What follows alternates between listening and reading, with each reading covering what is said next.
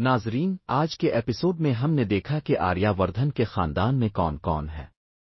آریہ وردھن کی ماں ہے، اس کی بھابھی ہے، اور اس کا بھائی ہرش وردھن بھی ہے جسے ہم پہلے سے جانتے ہیں۔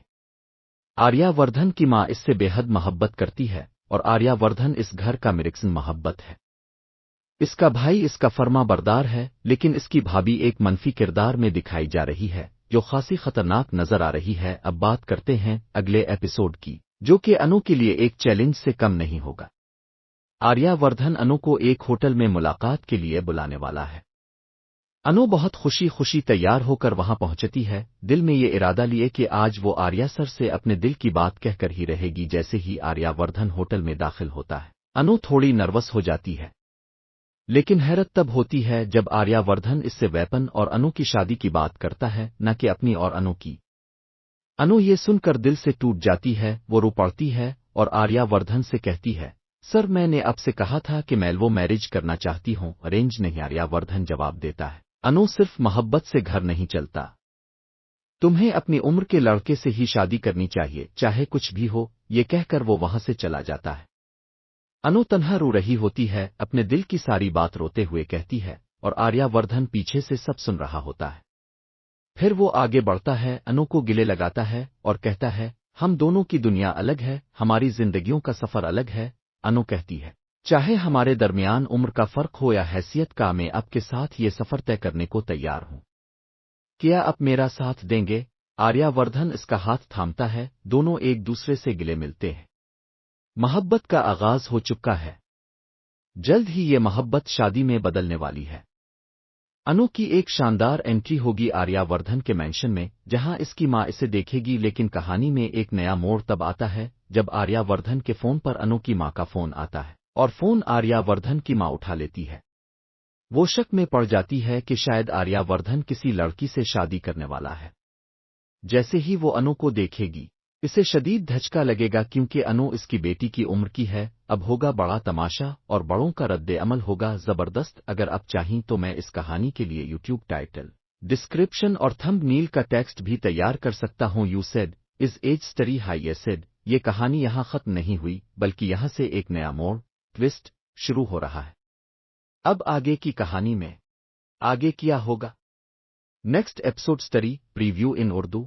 آریہ وردھن کی ماں جب انو کو دیکھے گی تو اسے شدید صدمہ ہوگا کہ اس کا بیٹا ایک اتنی چھوٹی عمر کی عام سی لڑکی سے شادی کرنا چاہتا ہے۔ وہ فوراً اس رشتے کے خلاف کھڑی ہو جائے گی اور انو کو نیچا دکھانے اور اسے گھر سے باہر نکالنے کی کوشش کرے گی۔ آریہ وردھن پہلی بار اپنی ماں کے خلاف کھڑا ہوگا اور انو کا ساتھ دے گا۔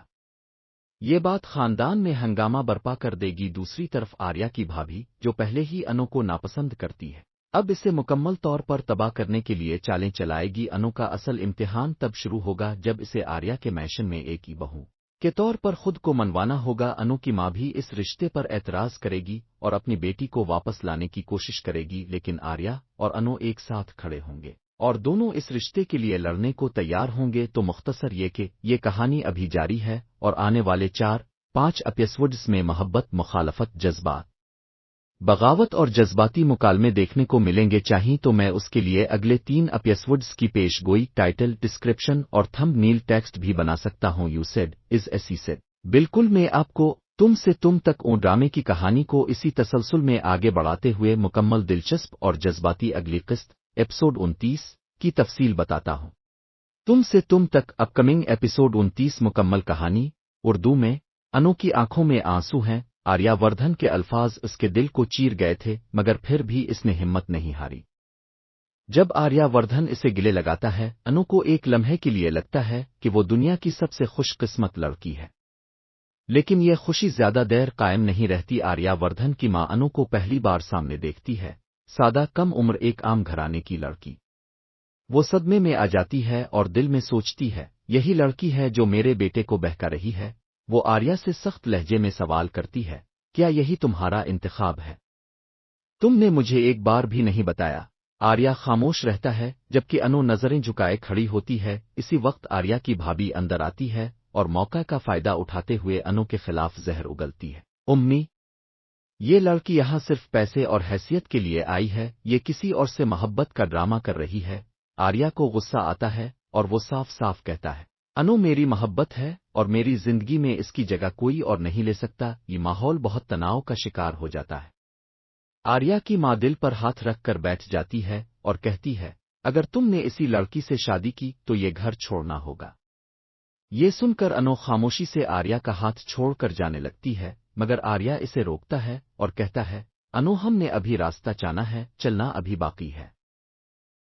अगले सीन में अनु अपने घर आ जाती है, माँ नाराज खफा और इसे दोबारा आर्या से ना मिलने की किस्म दिलवाती है। दूसरी तरफ आर्यावर्धन को अपने बिजनेस में मुश्किलात का सामना होता है क्योंकि खानदान इसके खिलाफ हो चुका है, मगर अनु एक खुफिया पैगाम के जरिए आर्या को बताती है कि वो इसके साथ है चाहे दिन